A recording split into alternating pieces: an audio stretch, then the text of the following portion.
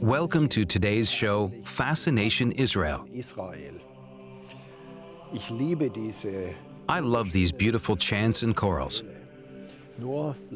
Unfortunately, I don't understand them, since they are sung in Latin. For centuries, Latin was the language of religion, science, and literature. Until the 19th century, at the universities of Europe, lectures were held in Latin. Can you imagine that Latin would be revived today? That someone would get up in Germany, for example, and want to make Latin the national language? Unthinkable. Today, I want to introduce you to a rather interesting person who achieved the impossible and revived an ancient language. And I would like to invite you to join me on my trip to Israel in search of traces of this revival.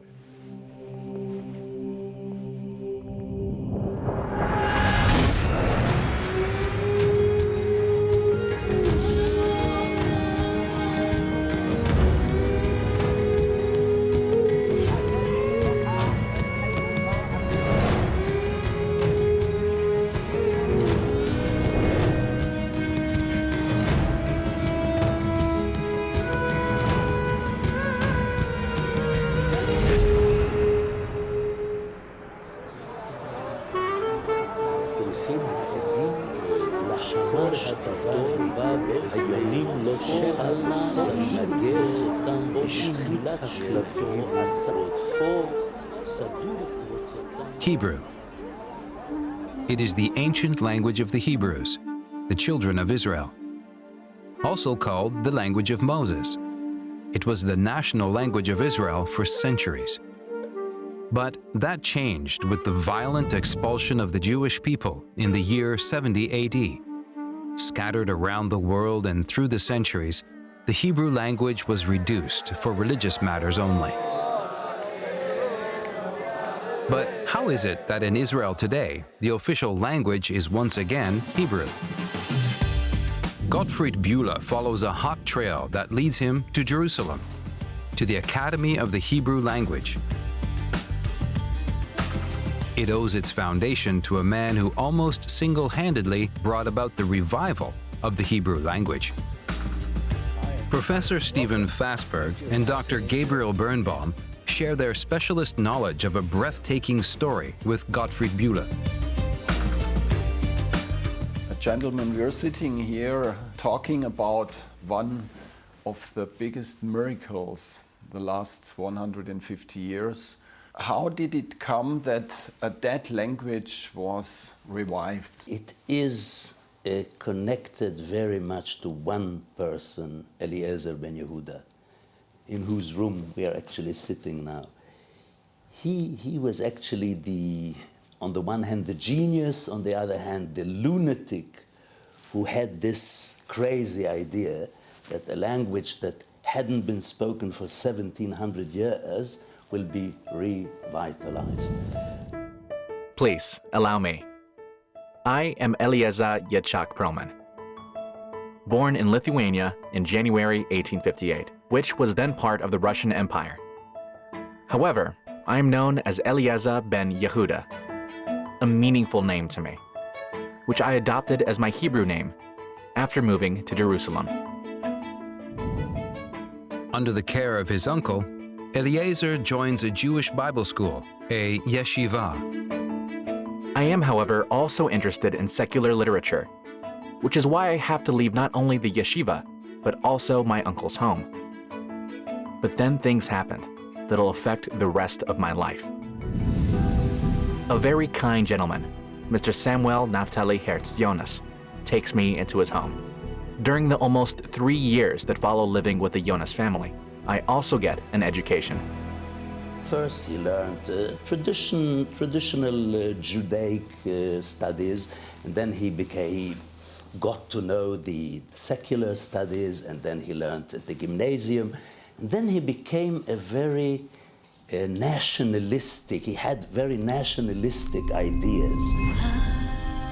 During this time, Eliezer was taught in different languages by a young lady, Deborah Jonas, the oldest daughter of the Jonas family. They will eventually marry.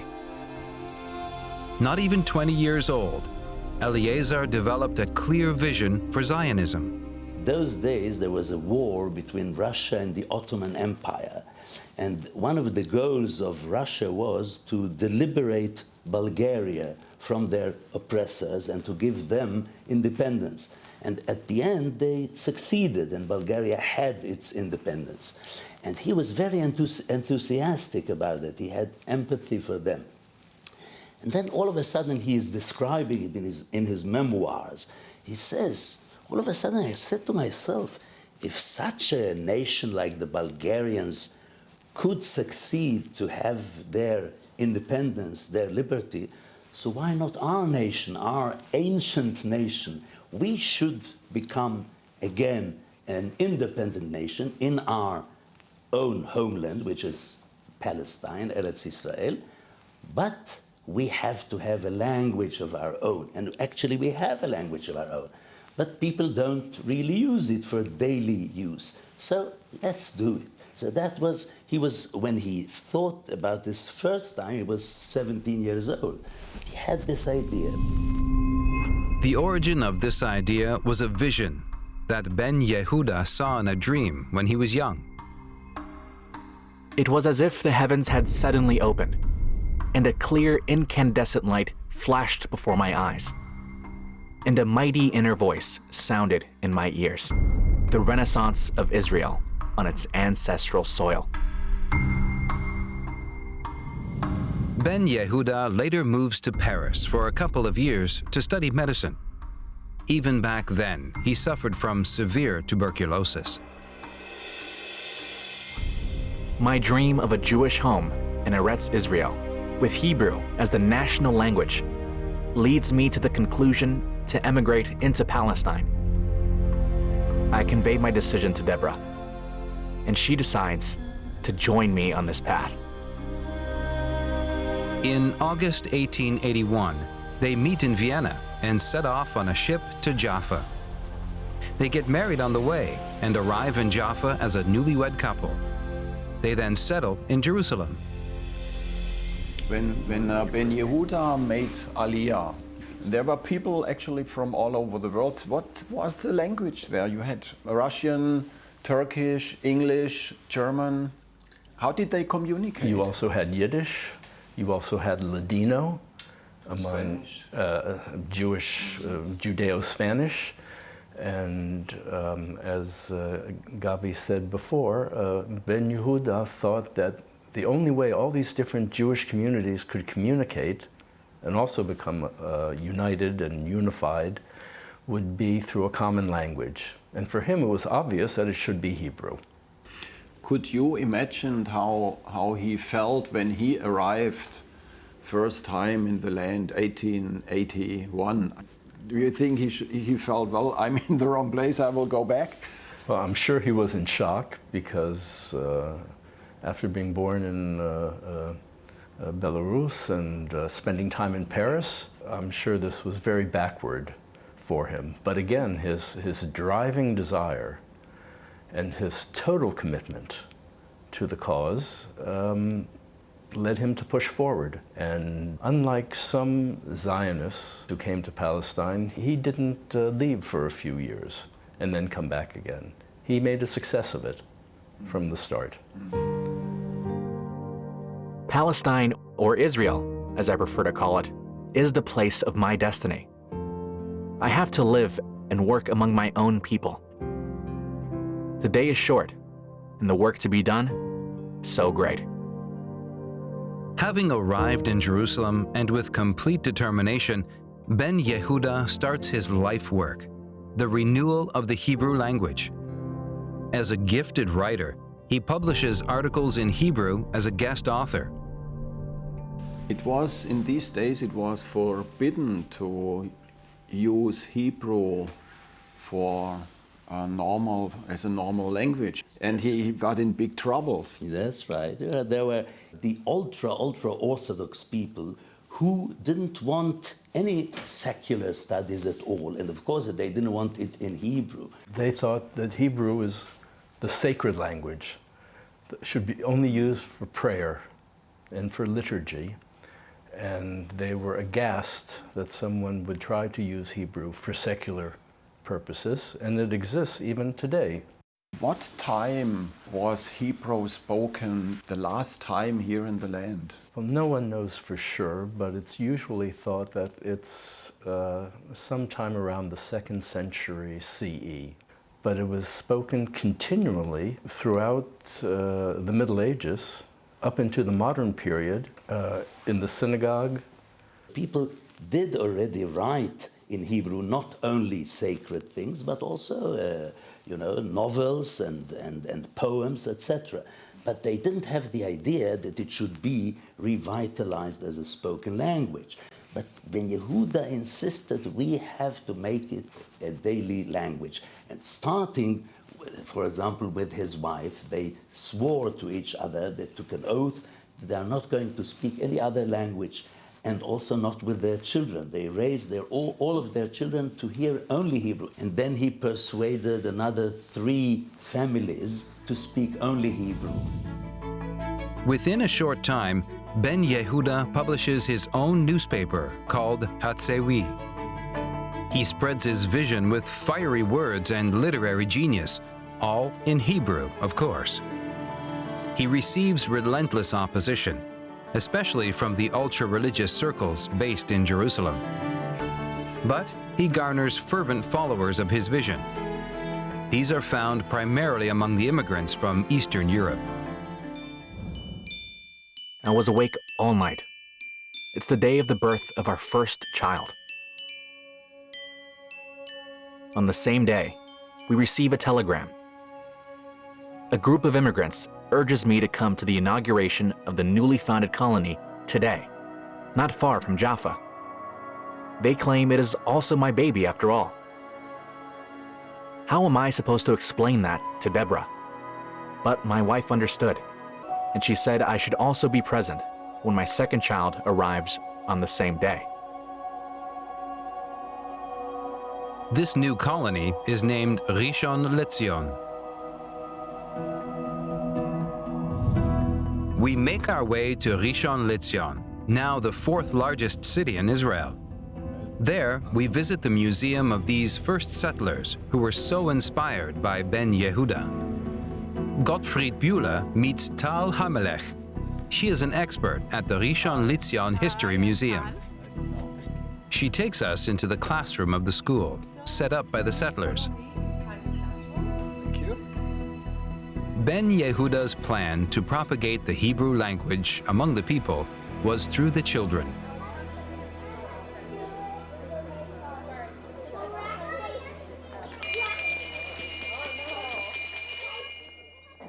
We're in an original school class. Can you tell me more about that? In Rishon LeZion, they started teaching the Hebrew language in 1888. When they opened the school in 1886, they studied in French. The thing was that Eliezer Ben-Yehuda and other friends, they thought that coming here is not enough.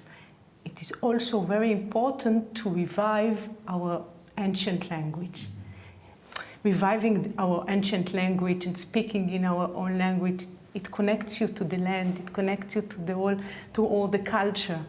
But since Hebrew was considered a dead language, and only when you prayed you used the Hebrew, there weren't everyday words in Hebrew. And Ben-Yehuda, when he revived many words, he took them from the Bible. These people who wanted to revive the Hebrew language knew that the right thing to do is to go into these colonies and to teach the kids the Hebrew language. And why the kids? Because they knew that the kids come home and the kids teach the parents the new language. Mm-hmm. And this is how it happened. It wasn't a one-day process. It was a gradual process. But, it was a very interesting process because I don't know in the history of modern times an ancient language being revived and succeeding in the revival of the Hebrew language. The method of teaching Hebrew is also interesting. It's called Hebrew in Hebrew, meaning you don't translate, let's say you have a book. So you don't say Sefer and a book. And that's how the thing operated, that you don't translate it not to German, not to Russian, not to any other language the kid knows. The kid has to understand what you mean. If this word doesn't catch the ear of the kids, it fades away, you know? And so Ben-Yehuda had an idea. He always had a few words. And so when the teacher came into the classroom, he introduced the few names, and what caught the child's ear, that's what stayed. They thought of everything, of how the kids would get to like the language. The way of teaching kids a new language is teaching them songs. There weren't many songs in Hebrew. And so one of the songs that was chosen was Hatikva, or Tikvatenu. It was called Our Hope.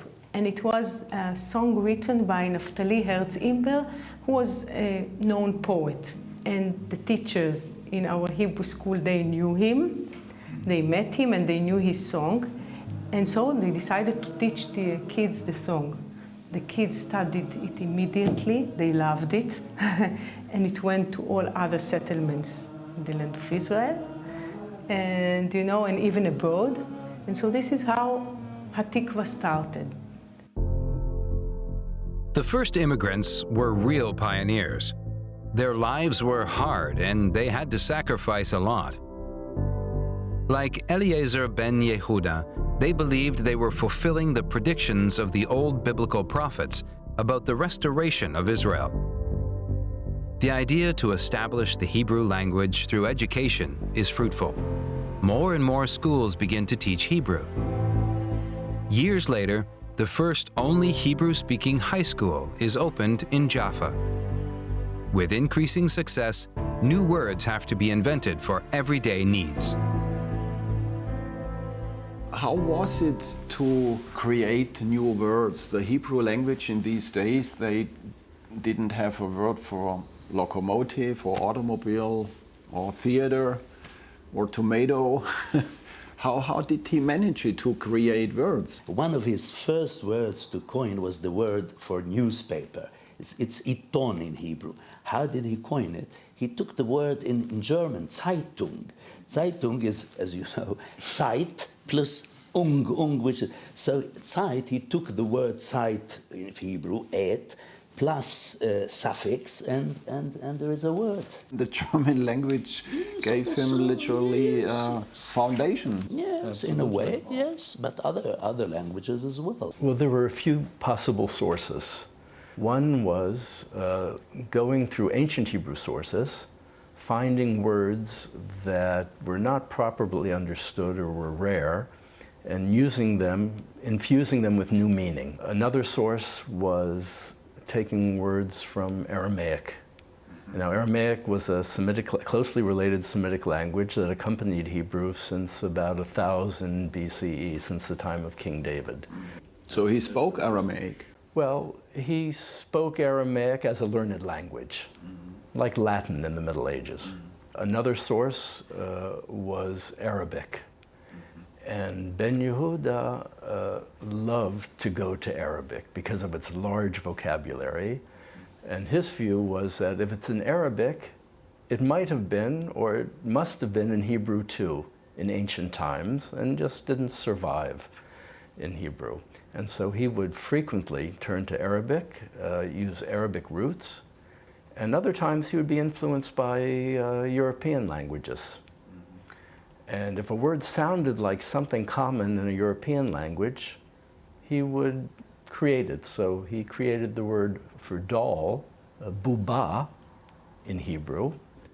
Puppe. Exactly, exactly. And he did that with many other words too.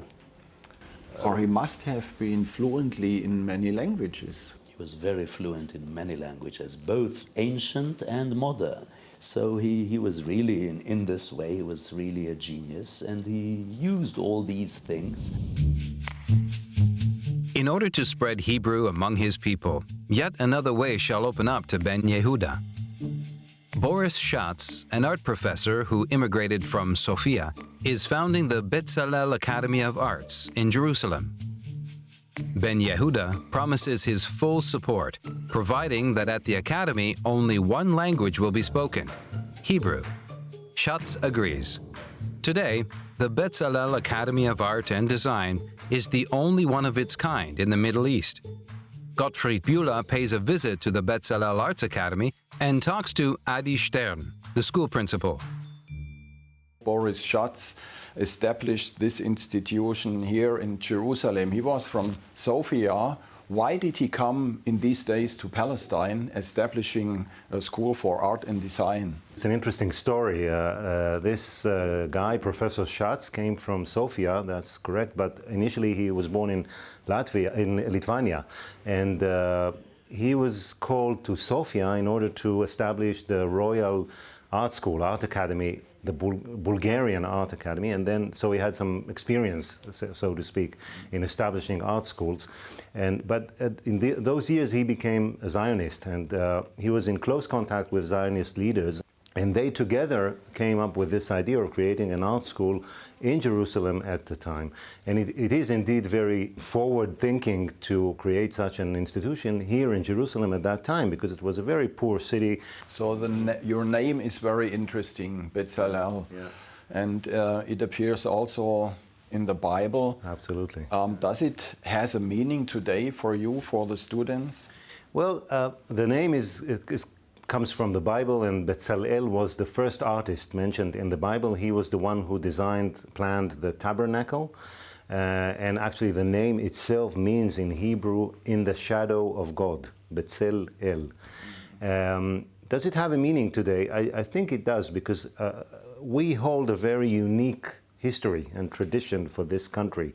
And we are the oldest institution in the country. We were established way before other institutions, way before the state was established, founded.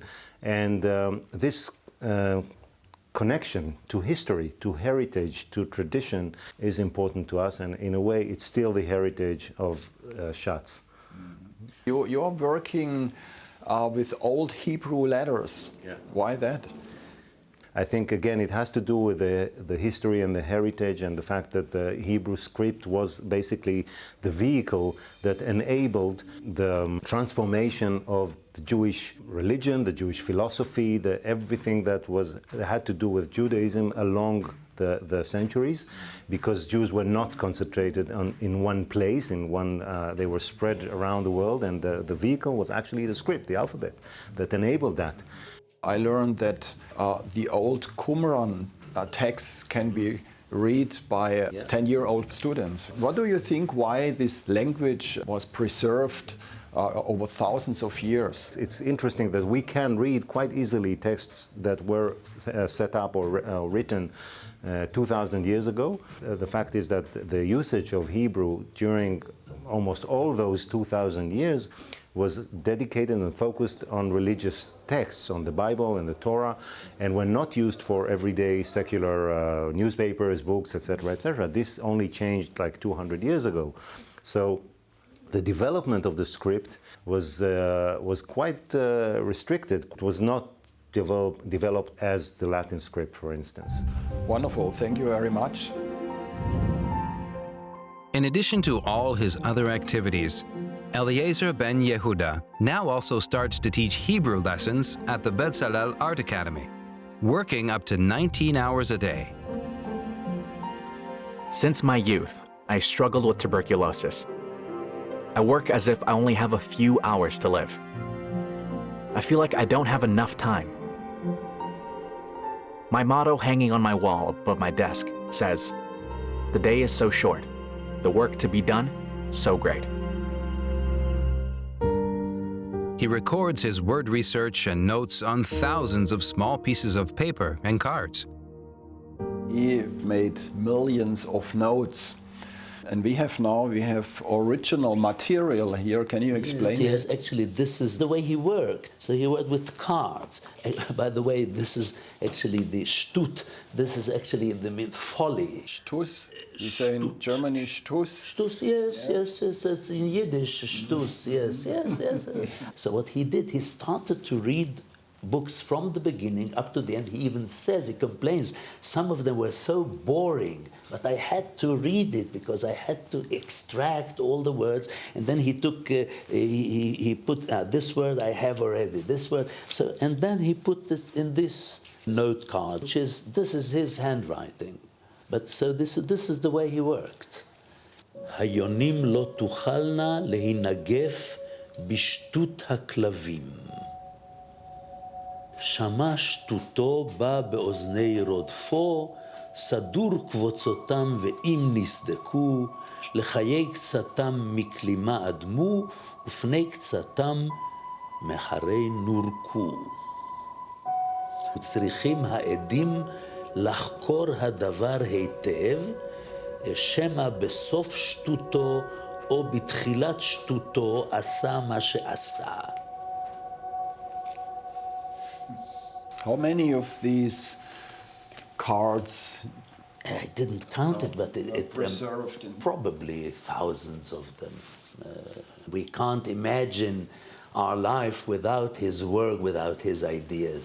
That's the important thing. For years since Eliezer and Deborah Ben-Yehuda arrived in Jerusalem, they have been living in great poverty. In late summer 1891, Eliezer Ben-Yehuda experiences the worst tragedy of his life. His beloved Deborah dies of tuberculosis. Since my youth, doctors have told me that I don't have long to live. But now my dear Deborah has died before me from my illness, which is why I didn't want to marry her at first, to save her from becoming an early widow. Deborah leaves Eliezer with 5 young children. However, just 2 months after Deborah's death, his son Avi and his 2 little daughters, Atara and Shlomit, fall ill of diphtheria. All 3 die within 10 days. Eliezer, in his newspaper, quotes only one short verse from the book of Jeremiah about Deborah's tragic death. I remember the devotion of your youth, how, as a bride, you loved me and followed me through the wilderness, through a land not sown.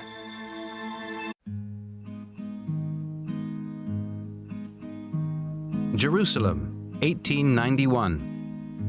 The young couple, Eliezer and Deborah Ben-Yehuda, immigrated to Eretz, Israel, and lived in Jerusalem. The young pioneers dream of a reunited Israel and the restoration of the Hebrew language. Deborah died of tuberculosis in 1891. Nearing the end of her life, she wrote a final letter to her younger sister, Pola, in Moscow. The last sentence of her letter reads, "If you want to be a princess, come to Jerusalem and marry my prince." 6 months later, Pola arrives in Jaffa. She now adopts her Hebrew name, Hemda. I can hardly believe that she's here. She knows about my tuberculosis, from which her big sister died, infected by me. But to my great joy, despite all of these bleak prospects, it doesn't stop her from marrying me. She will become an indispensable help by my side. Gottfried Bühler traces Ben-Yehuda's life in Jerusalem. He wants to find out more about this unique man who was set out to reawaken the Hebrew language.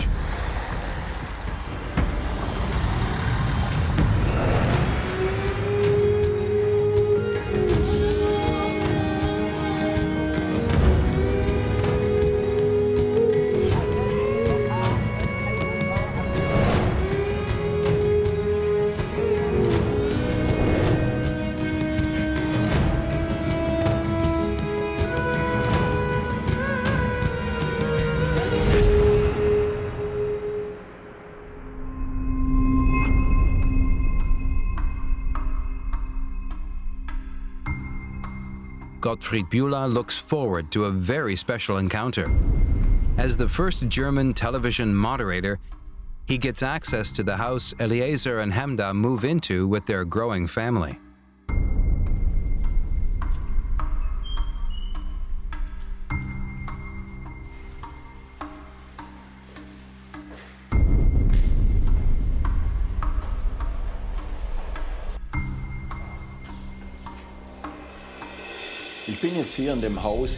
I am now here in the house where Eliezer Ben-Yehuda lived with his family for the last few years of his life. This house was bought by the Friedenberg family a few years after Ben-Yehuda's death.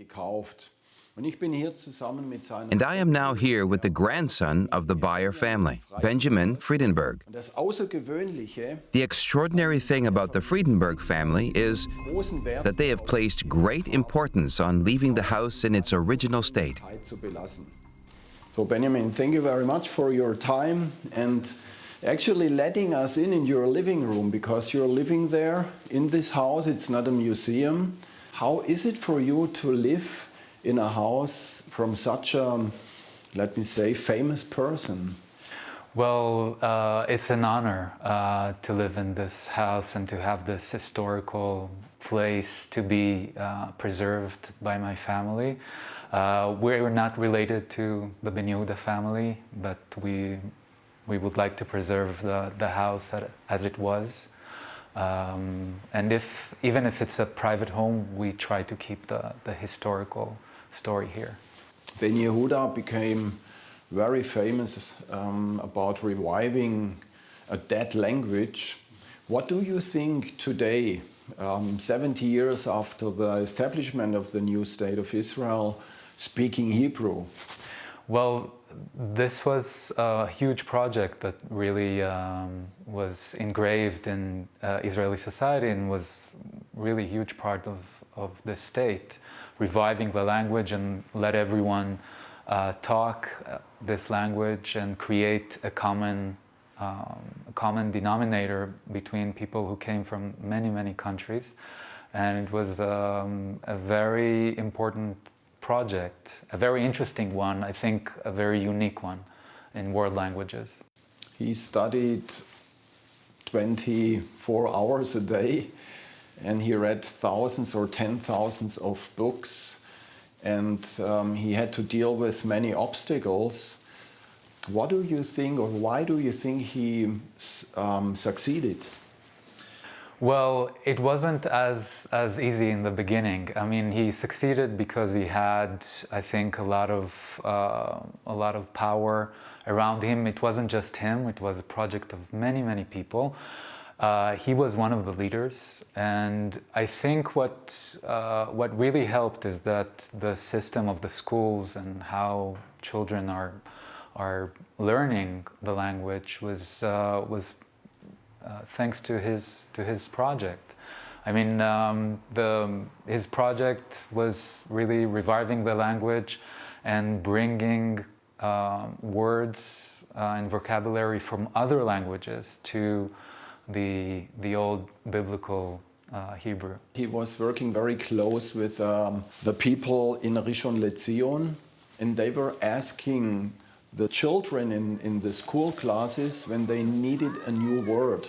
For example, how would you name the word Eisenbahn, for example? Yeah, I mean, it was a project that was coming together. And I think what's interesting about Hebrew that it really evolves very, very fast till this day. Every language goes through a long process of development.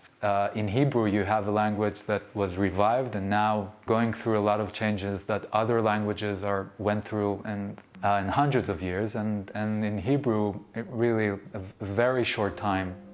You have from biblical to modern, and it's really fascinating. Children learn Hebrew at school for the first time in Rishon LeZion, the first settlement founded by immigrants from Eastern Europe. If new words were not accepted by the children, another word had to be used. My idea to establish Hebrew as an everyday language through education in the end, was very successful. However, it was a long and difficult road to travel. The Hebrew language has a root in every word. We don't know that in our German language. What is the advantage or the meaning behind that? So the root system is very common among Middle Eastern languages, especially Semitic languages here in this area. And it's a very fun and creative system where you have 3-4 consonants constructing together a word, and the semantic field around it is created from this root. In the Bible you have the word light in Hebrew, O. So many of the words relating to light are coming from the same root, and menorah, which is the candelabra, is the same word as light coming from the same root. So you have in the center, you have words coming from the same root, and it's very creative. Even with some small successes, Ben-Yehuda understands something more fundamental needs to happen to establish Hebrew as an everyday language. We urgently need an up-to-date Hebrew dictionary. We try to teach people a language for which there is no reference book. There's not even a Hebrew word for dictionary. So we have to create a word for it first, and then the dictionary itself. It is a colossal endeavor, but I have to do it. At the Academy of the Hebrew Language in Jerusalem, Gottfried Bühler discusses Ben-Yehuda with Professor Stephen Fastberg and Dr. Gabriel Birnbaum.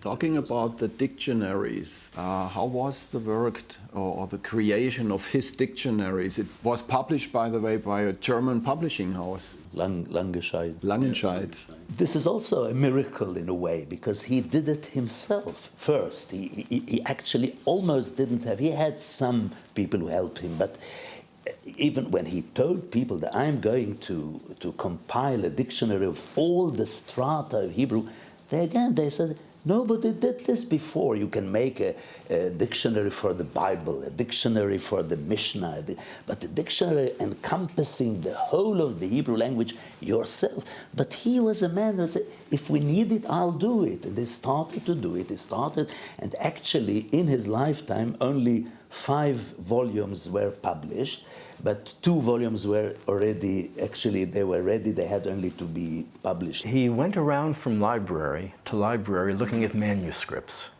ancient Hebrew manuscripts, and see the Hebrew preserved in those manuscripts as he could to insert them into his dictionary, which was to be a historical dictionary of the entire Hebrew language. So he went from capital to capital, looking for more material for the dictionary. And actually the years of the First World War, 14 to 18, he spent in New York. He had to be there. There's different reasons, so he was there. And he did a large amount of his dictionary he wrote there. So there, of course, there were more libraries than there were here those days, and more manuscripts and more material. So he could advance quite well there. The First World War breaks out in 1914. During the war, Eliezer and Hamda Ben-Yehuda live in the United States. However, as soon as the war is over, they take the first opportunity to move back to Jerusalem. There, Ben-Yehuda begins building a new house for his large family. He, however, shall not be able to inhabit it himself. Today, the house is in German ownership, and Gottfried Bühler visits the house to find out more about it. We meet Ingrid Einat Lavi. She has been living in Israel since 1981. She is married with 3 children and lives in Jerusalem with her family. So Ingrid, vielen Dank für Ihre Zeit. Ingrid, thank you for your time. It is a great honor to be here. Für Sie. What is it like for you to work in a house that has such important historical significance? Historische Bedeutung hat. Yes, I'm really aware of this fact. It's wonderful to work in such a beautiful place, and it has been for many years. And then there is the ambiance of it being Eliezer Ben-Yehuda's house. Eliezer Ben-Yehuda could never live here, but he did lay the foundations. So, did he design the house? Eliezer Ben-Yehuda did raise the funds for this house. It was his dream to build it. He planned and designed it together with the Templars. Of course, he was present at the laying of the foundation stone and continued to follow the construction. The special thing about the house, obviously, is the fact that his work could be continued here, which was the completion of the dictionaries that he started putting together. Yes, the office was on the top floor, and all of his papers were stored in that office. Hemda, his wife, continued to work on it because it was very important to her to continue his work and to finish it as far as was possible at the time. What do you think about the fact that there was a man who revived a language that was believed dead? It's just fantastic. At the present time, it is totally normal for people to speak Hebrew, that Hebrew is the colloquial language. But at the time he started, it was still revolutionary. Incredible the job he has done. You came to Israel in 1981 as a German, and you had to learn this language that Ben-Yehuda revived. How was that for you? Yes, that was really difficult. Learning Hebrew has not been easy, because every Hebrew word has a completely different sound than the words we know from German, English, or French. So it was not easy to learn Hebrew. It is even more difficult to write because most of the letters you don't write. Most of the vowels are not written at all. His wife Hemda moved in here after the death of Eliezer Ben-Yehuda. Her main work was to complete Ben-Yehuda's vision, namely to finish the dictionaries that he had started putting together. Did she finish this job?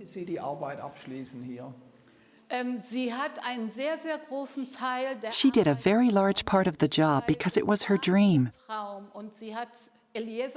She very much appreciated Ben-Yehuda for his work and commitment in this task. And she's taken on the obligation to continue his work. She didn't finish it, though, for there will always be new words. There are many more words today than there were in her days. And there were many more words in her days than there were in biblical times.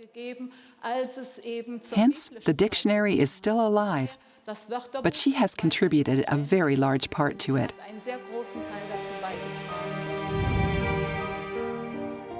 The First World War changed the Middle East forever. In December 1917, British troops under General Allenby marched into Jerusalem. The Ottoman Empire is defeated. After the Balfour Declaration in November 1917, the collapse of the Ottoman Empire and the decision of the League of Nations in San Remo in 1920 to establish a Jewish homeland in Palestine, Ben-Yehuda immediately recognized the scope of these events. After nearly 2,000 years of diaspora, an independent Israel on its ancient home soil is within reach. They have signed. In San Remo, Israel is alive. We will live in justice, we and the stranger among us. We will watch over the holy sites of others as if they were our own. Israel was dead, but now it is alive again. The new High Commissioner for Jerusalem, Samuel Herbert, who is a Jew, reads the well-known lines from Isaiah at his inauguration at the Herva Synagogue. "Comfort, comfort my people. In addition to English and Arabic, he introduces Hebrew as the new national language of Palestine. No other has worked so hard, for so many years, in order for Hebrew to be spoken again in the streets of Jerusalem, Haifa, and Jaffa. Ben-Yehuda's dream of establishing Hebrew as an everyday language has come true. However, he should not see his dream of an independent state of Israel being fulfilled during his lifetime. In 1922, his tuberculosis worsens again. This time, though, he should not recover from it. Eliezer Ben-Yehuda dies on December 16, 1922. Over 30,000 people accompany the pioneer and the tireless Zionist on his last journey. He is buried on the Mount of Olives next to his first wife, Deborah.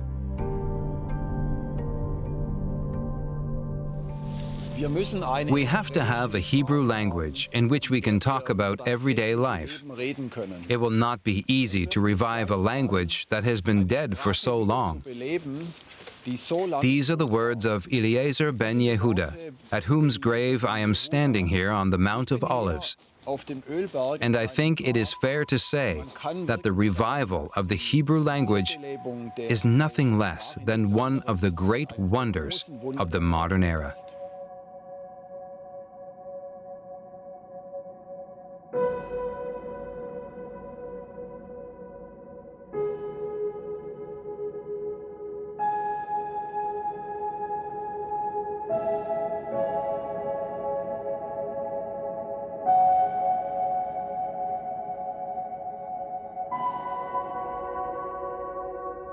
Do you think that the two stone plates, the Torah, was written in Hebrew?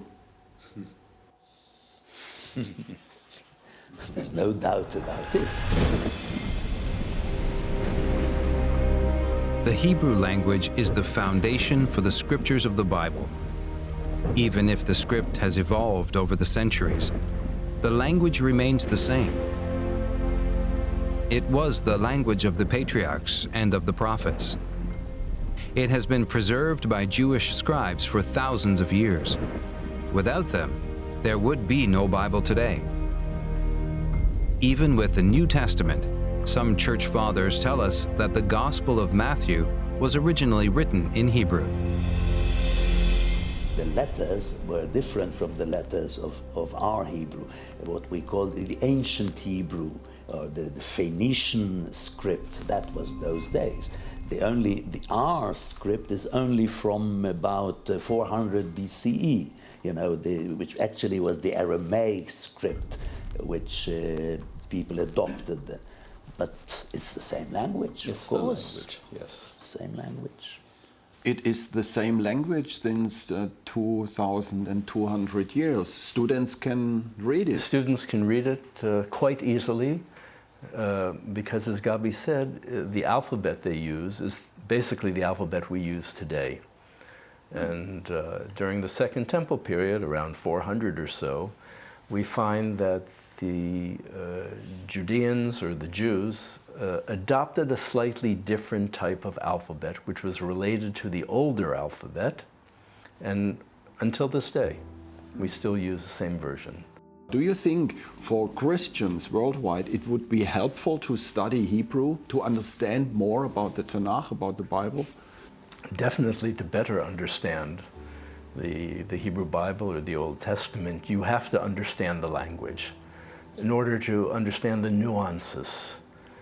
Yes, I think everyone should study these works in their original tongue. What would Ben-Yehuda say if he could see Israel in these days? Well, I think on the one hand, I think he would be very proud that everyone speaks Hebrew, and it's a very developed language. So would you say that Christians all over the world, it would be helpful or a big advantage to learn Hebrew, to understand better the Bible? Totally. I recommend that highly to study Hebrew and to, I think language is culture and tradition, and I think one can understand more his or her religion if going back to the origins of the scripts. Würden Sie sagen, dass Would you agree that the knowledge of the Hebrew language is helpful for Christians worldwide to better understand the Bible? Most definitely. I was fairly well grounded in the Bible before I came here, but I really got a completely different understanding after getting to know at least some Hebrew. To have some knowledge of Hebrew is definitely an asset.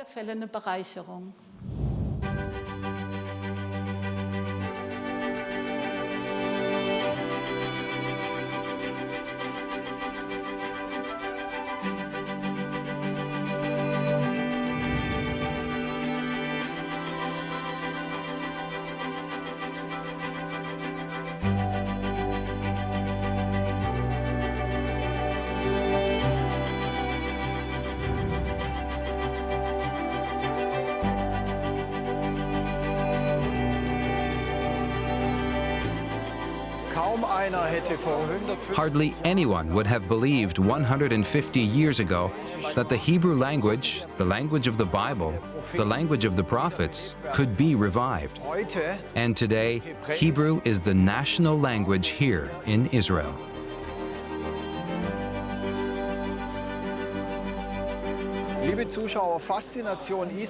Fascination Israel has brought to you today an exclusive report. Perhaps this film has encouraged you to get to know more about the Hebrew language, a creative, interesting language, the language of the Bible. And may I ask you, we are on the road here in the country to bring such reports to you. May I ask you to help us with your donation so that we can continue to make programs like this? The International Christian Embassy supports Fascination Israel. And if you would like to learn more about this organization, please visit their website, ICEJ.org. For today, I say goodbye to you from Israel, from Jerusalem, the capital of Israel, from the Ben-Yehuda street, with a heartfelt Shalom.